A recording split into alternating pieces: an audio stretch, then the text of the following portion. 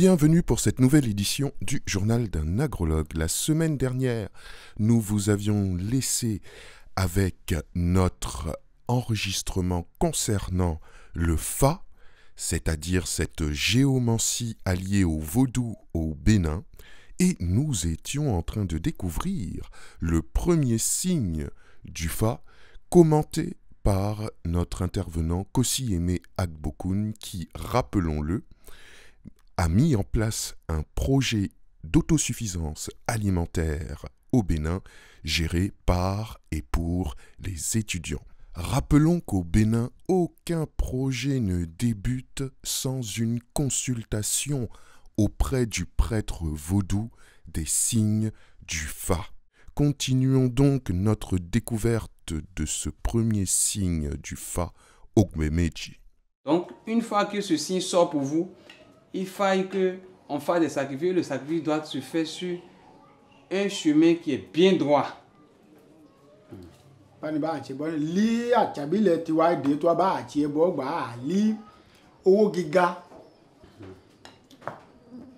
Mais vous allez comprendre que pour faire le sacrifice, il faut et le cori, 5 coris avec une pièce de 5 francs. Plus ça. Voilà. On va prendre une calebasse cassée qu'on va, on va diviser en 16. Et sur les 16 calebasses,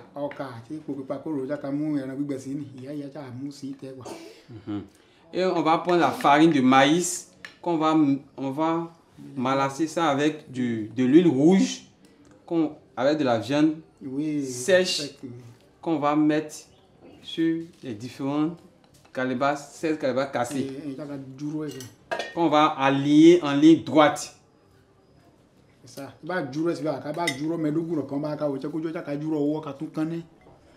Une fois que c'est bien aligné sur la ligne droite, l'argent et le cori là aussi, on va l'aligner aussi à sa suite. Et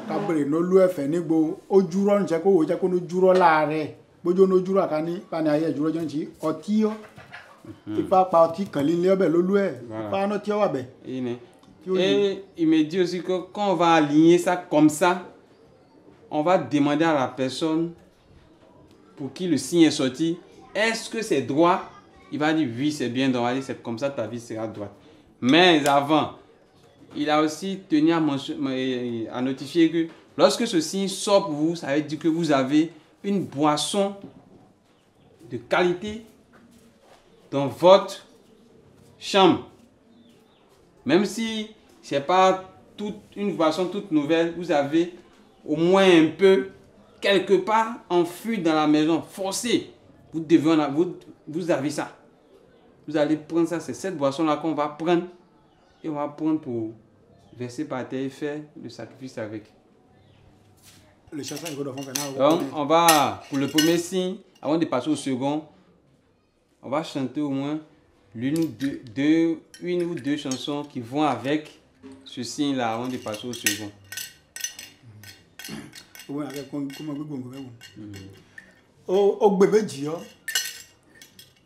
Oni ma gbé góńgó òkè ma gbé góńgó bẹ́ẹ̀ ma gbé góńgó ma gbé góńgó bẹ́ẹ̀ ma gbé góńgó òkè ma gbé góńgó bẹ́ẹ̀ ma gbé góńgó òkè ma gbé góńgó bẹ́ẹ̀ ma gbé góńgó òkè ma gbé góńgó bẹ́ẹ̀ ma gbé góńgó òkè ma gbé góńgó bẹ́ẹ̀ ma gbé góńgó òkè ma gbé góńgó bẹ́ẹ̀ ma gbé góńgó òkè ma gbé góńgó bẹ́ẹ̀. Voici pour une explication brève de ce que représente un signe du Fa et son importance pour les Béninois lorsqu'il s'agit de connaître les augures des projets qu'ils souhaitent réaliser.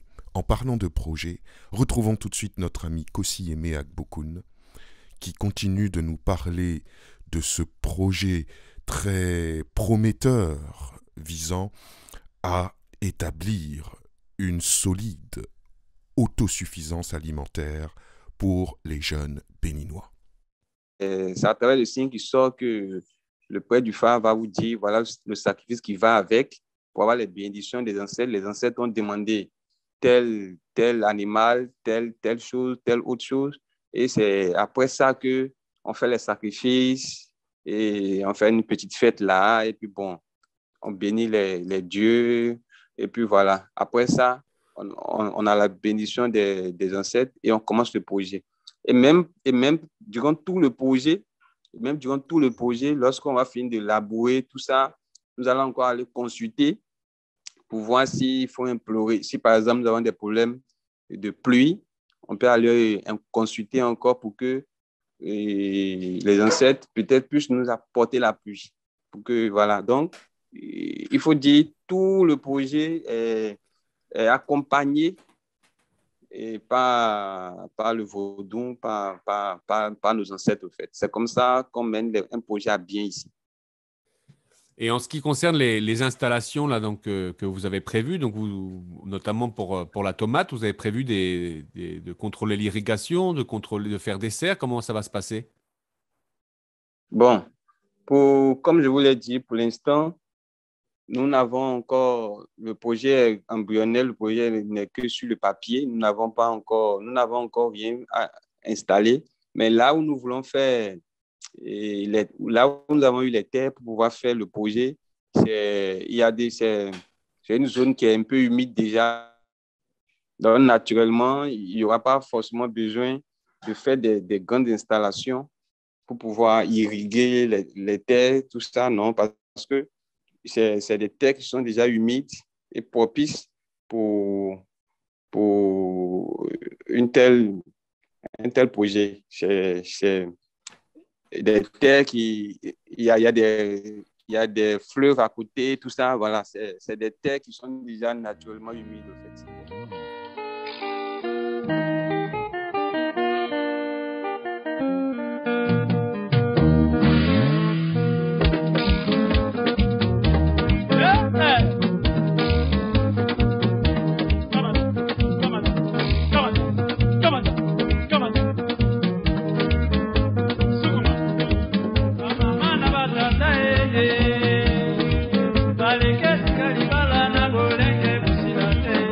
Ah!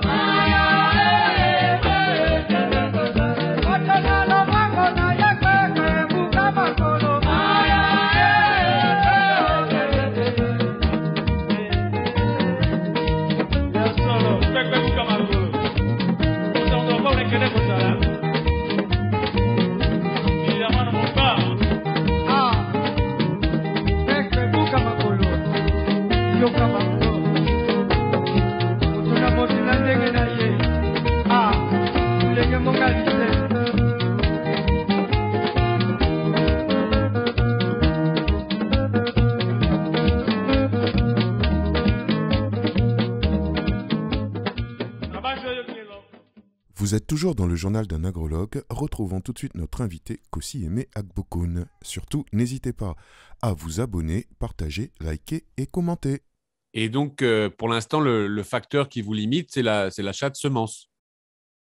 Voilà, c'est l'achat de semences, c'est l'achat des matériaux, des différents matériaux, des différentes. Voilà, c'est l'achat des semences, du matériel qu'on aura à utiliser pour pouvoir labourer et tout ça. C'est ça qui nous limite pour le moment.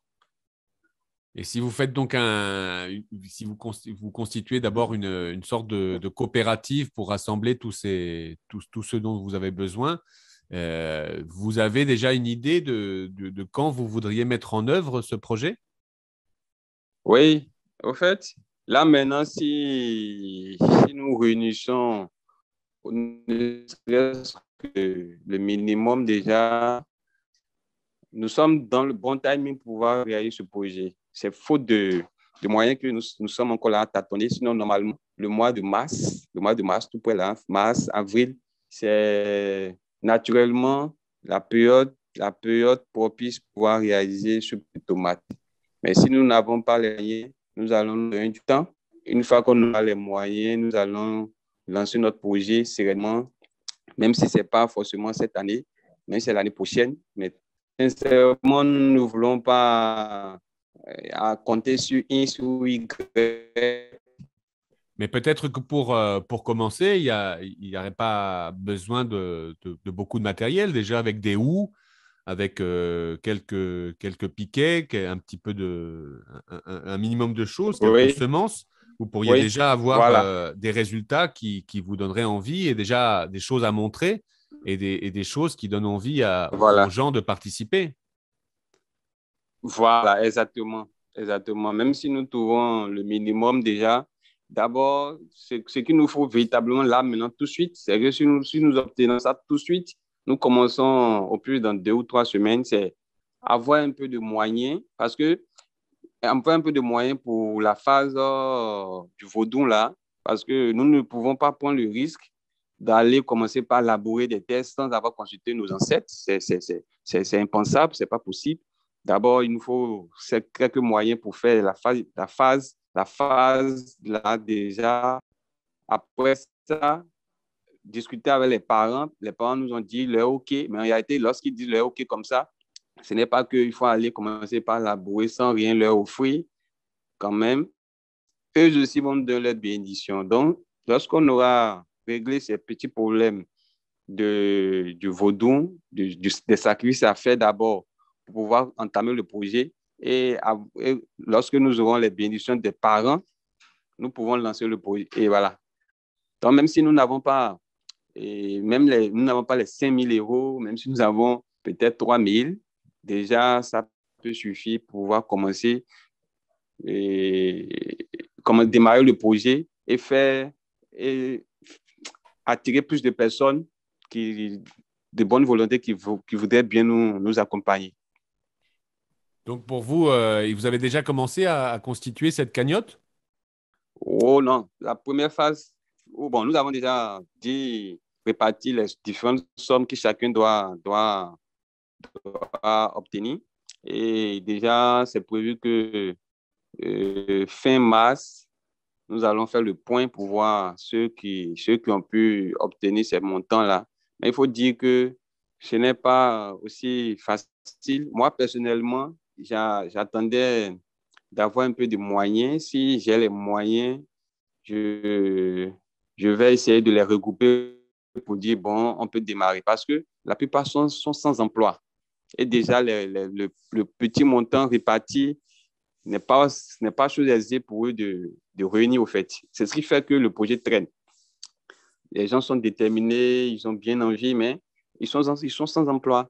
Donc, réunir les montants même déjà, des petits montants, mais ce n'est pas aussi facile que tout le monde arrive à réunir autant opportun.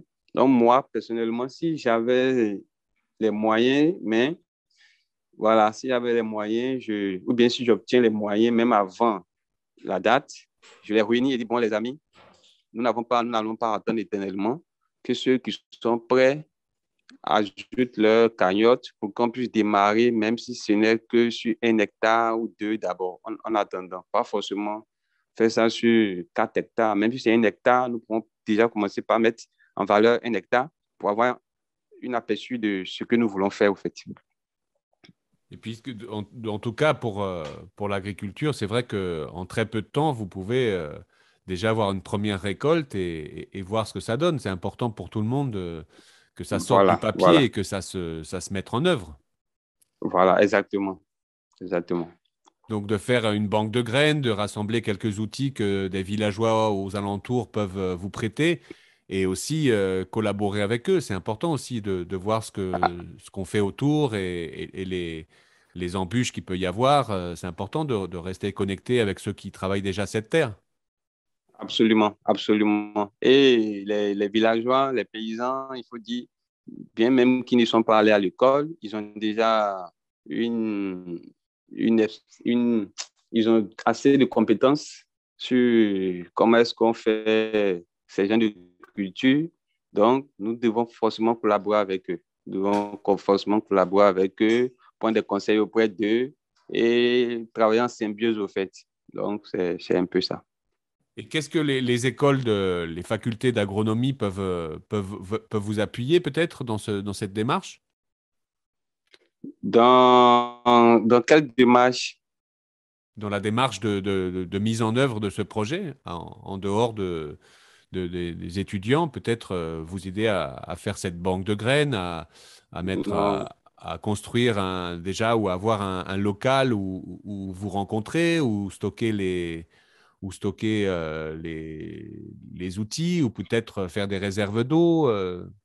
peut-être les facultés en conseil, peut-être, conseil, appui, mais véritablement dire qu'ils vont nous aider à. On ne peut obtenir grande chose d'eux à part les conseils, peut-être l'accompagnement. Voilà.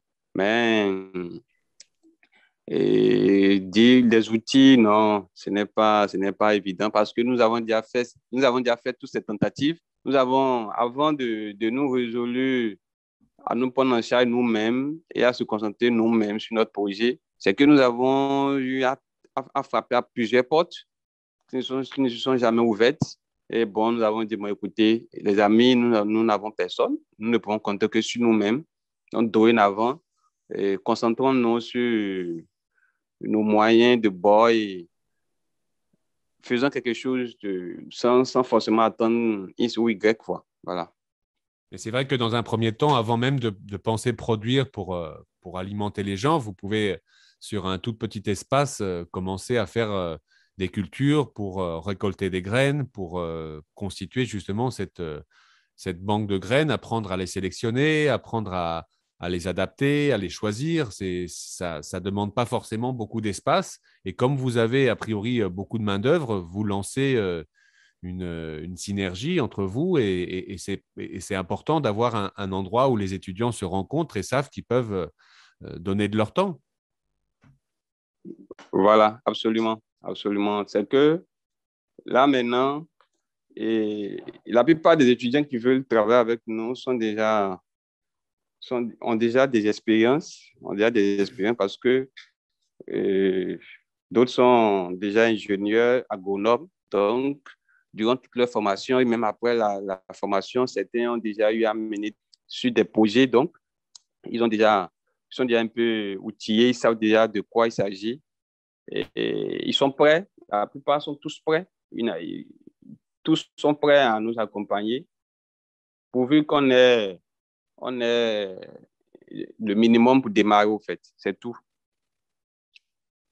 Bon, en tout cas, on vous souhaite de démarrer. Surtout, je pense il faut vous donner une date et commencer coûte que coûte à la dimension des moyens que vous avez. Mais bon, D'accord? et puis surtout, donner envie aux gens de participer en voyant que ça débute, puisque voilà, il faut sortir ça du papier. Absolument, absolument. Bon, en tout cas, on aura un plaisir Absolument. à vous suivre, et puis on va prendre de vos nouvelles pour, euh, pour, D'accord. pour voir l'évolution de ce projet, et qu'on trouve très intéressant, parce qu'ici en France aussi, les étudiants, avec la crise que l'on vient de traverser, ils ont déjà un équilibre très fragile et ils se retrouvent beaucoup dans la misère. Et ici, en Auvergne, on a aussi des terres excellentes, et on a beaucoup à apprendre aussi de vous au Bénin pour lancer ce genre de projet où les étudiants viendraient cultiver leurs terres, faire des jardins ouvriers, et se rendre compte qu'ils n'ont pas forcément besoin d'un supermarché ou d'aide d'urgence pour s'en sortir. Absolument, absolument. En tout cas, merci beaucoup, Aimé Abkokoun. Et comment s'appelle votre projet? Il est visible sur Internet quelque part? Non, nous n'avons pas encore mis ça sur Internet. Nous n'avons pas mis ça sur Internet. Mais bon, nous voulons d'abord démarrer. Une fois qu'on va démarrer, nous pouvons le rendre disponible un peu partout. Mais nous voulons d'abord démarrer concrètement, quoi. Très bien. Ben, on vous souhaite beaucoup de réussite, et on se dit à bientôt. À bientôt. Merci beaucoup pour votre aide. C'est déjà très gentil. C'est déjà un grand pouce. C'est vraiment gentil. On se tient informé. Merci pour votre fidélité au journal d'un agrologue. Nous vous donnons rendez-vous la semaine prochaine pour un nouvel épisode. À très bientôt.